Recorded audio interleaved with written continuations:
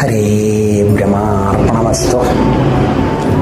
ഏവർക്കും വളരെയധികം സന്തോഷപ്രദമാകുന്ന ഒരു കാര്യത്തെക്കുറിച്ചാണ് വിശദീകരിക്കുന്നത്.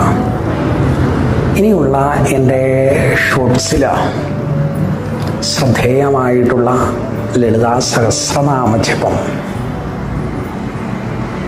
ആ ലളിതാ സഹസ്രനാമം ജപിക്കുമ്പോൾ നമുക്കുളവാകണ ചൈതന്യം എന്താണ്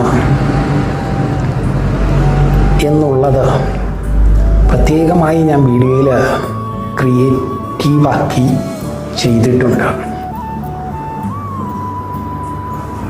പക്ഷെങ്കിൽ ഇത് ജപിക്കുമ്പോൾ അർത്ഥമറിഞ്ഞ് ജപിച്ചു കഴിഞ്ഞാൽ ഒരുപാട് ഗുണങ്ങൾ നമ്മുടെ ദൈനംദിനമായ ജീവിതത്തിൽ വന്നു ചേരും. അത് ഓരോ ഷോർട്സിലും ഭഗവതിയുടെ 1008 നാമങ്ങളെക്കുറിച്ചുള്ള അർത്ഥതലങ്ങളെയാണ് വിശദീകരിക്കുവാൻ പോകുന്നത്. എല്ലാവരും അത് ശ്രവിക്കുക. ആയത് വഴി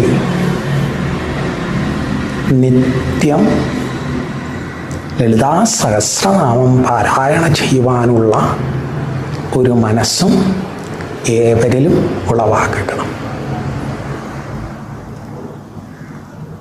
ഇത്രയും കാര്യം നിങ്ങളെ ഒന്ന് അറിയിക്കുവാൻ വേണ്ടിയിട്ടാണ് ഈ ചെറിയ വീഡിയോ. അടുത്ത വീഡിയോ മുതൽ ലളിതാ സഹസ്രനാമം അതിൻ്റെ അർത്ഥതലങ്ങളെക്കുറിച്ചായിരിക്കും.